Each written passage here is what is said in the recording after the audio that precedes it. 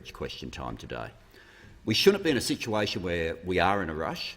We're in a situation where we're in a rush because the government received this report, the Respect at Work report, on the 5th of March last year and did nothing.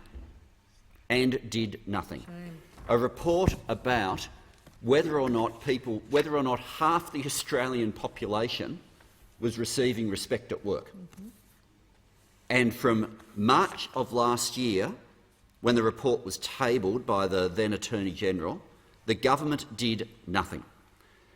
We then received a response on the 8th of April this year, more than a year after the report had been tabled. And Labor's position has been simple. We want to see all 55 recommendations adopted. That's our position. The government spent that year deciding to not implement all 55 recommendations.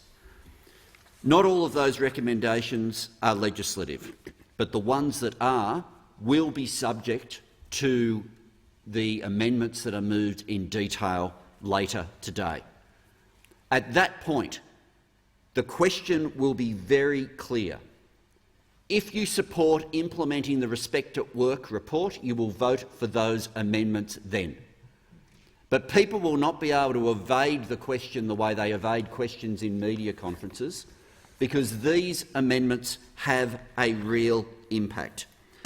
The National Foundation for Australian Women really said it all in their submission to the Senate inquiry, where they said the government has declined to act on Respect at Work recommendations 15, 17, 18, 19, 23, 25, 26, 28, 35 and 39, in some cases by ignoring them and in others by calling for further consideration at some unspecified future time. The amendments that will be moved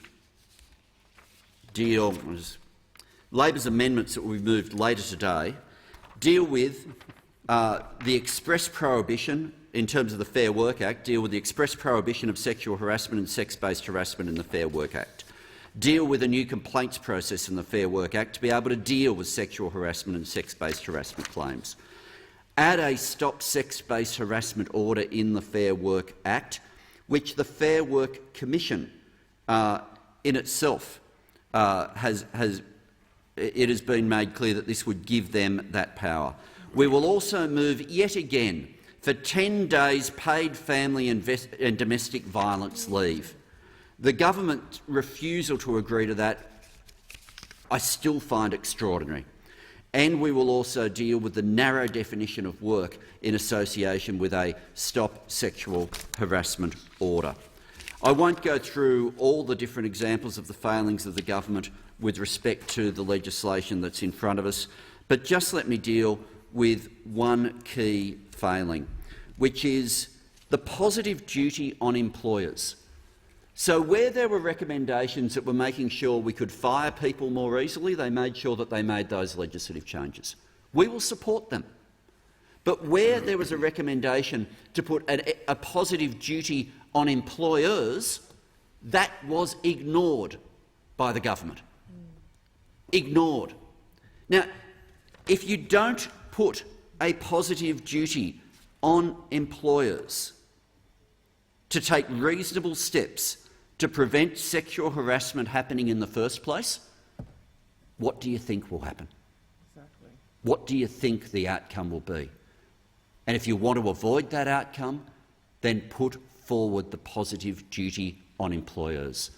I'll leave it to the member for Sydney to put forward the principal objections and principles from the opposition in her speech shortly, but I simply say the legislation that is in front of us will be supported. The question will be, Labor clearly supports the implementation of all 55 recommendations. The government has between now and around 1 o'clock to decide whether they will do the same.